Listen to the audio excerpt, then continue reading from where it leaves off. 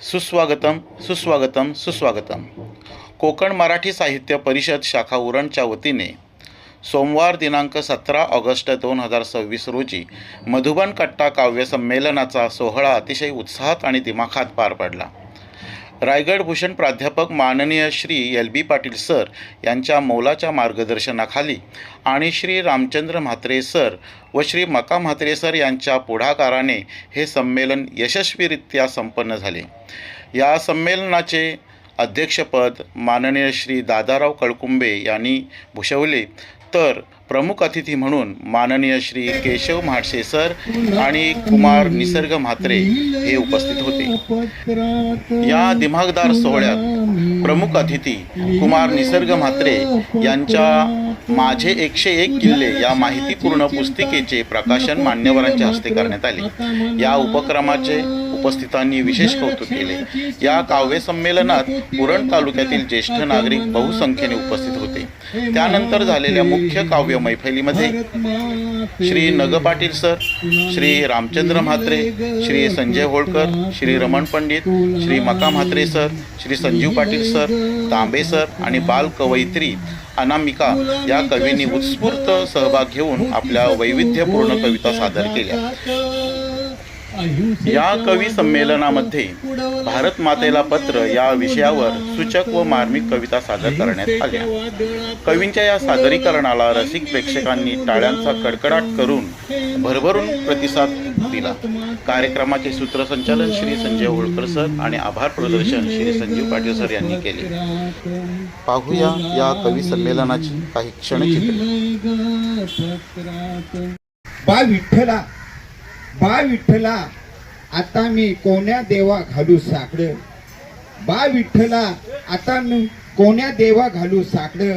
रामाच्या मंदिरातलं दान चोरून खातात सनातनी माकड. गोमांस निर्यातीत भारताचा नंबर दुसरा. गोमांस निर्यातीत भारताचा नंबर दुसरा. आम्ही सनातनी हिंदू फक्त दिखावा. हाच नंबर होता नववा. सरकारमध्ये सामील व्हा कितीही असो घोटाळेबाज. रेपिस्ट आणि गुंडा धुतल्या तांदळासारखा होतो स्वच्छ फक्त हातात.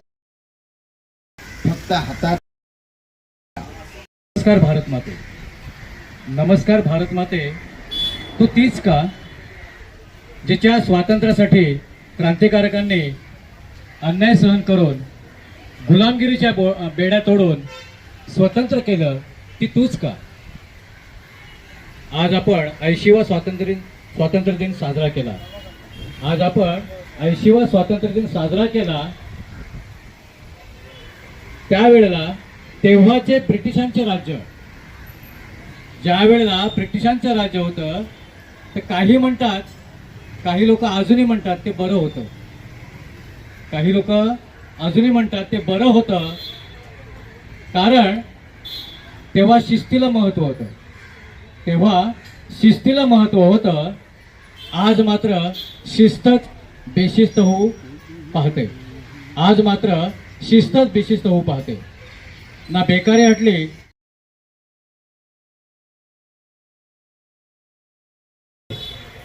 आलं शिवरायांचे पत्र. स्वार होऊन घोड्यावर आला रविराज हा मित्र. म्हणाला वारा भारत मातेला आलंय शिवरायांचं पत्र. पत्रात लिहिले काय लिहिले बघा. पत्रात लिहिले, हे भारत माते पाऊस पडला ओली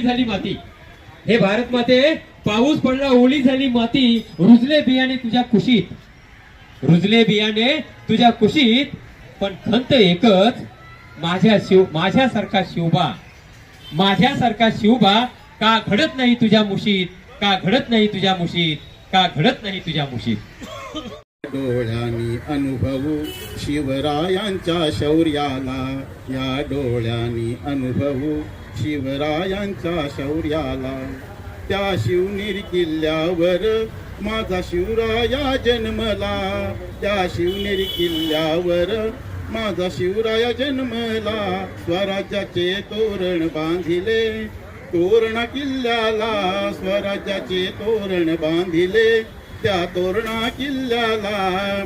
प्रतापगडावरती फाडल अफजल खानाला, प्रतापगडावरती फाडल अफजल खानाला, फाडल अफजल खानाला. या डोळ्यांनी अनुभवू शिवरायांच्या शौर्याला.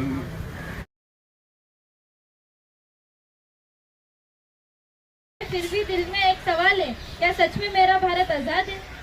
सावित्रीबाई फुले ने कहा, सावित्रीबाई फुले ने कहा, हर बेटी पढ़ेगी, फिर क्यों शिक्षा मांगने पे लाठी पड़ेगी, फिर क्यों शिक्षा मांगने पे लाठी पड़ेगी. बाबा साहब ने संविधान दिया, बाबा साहब ने संविधान दिया, बराबरी का अधिकार दिया, बराबरी का अधिकार दिया, फिर जाति के नाम पर क्यों धर्म बांट दिया, जाति के नाम पर फिर क्यों धर्म बांट दिया.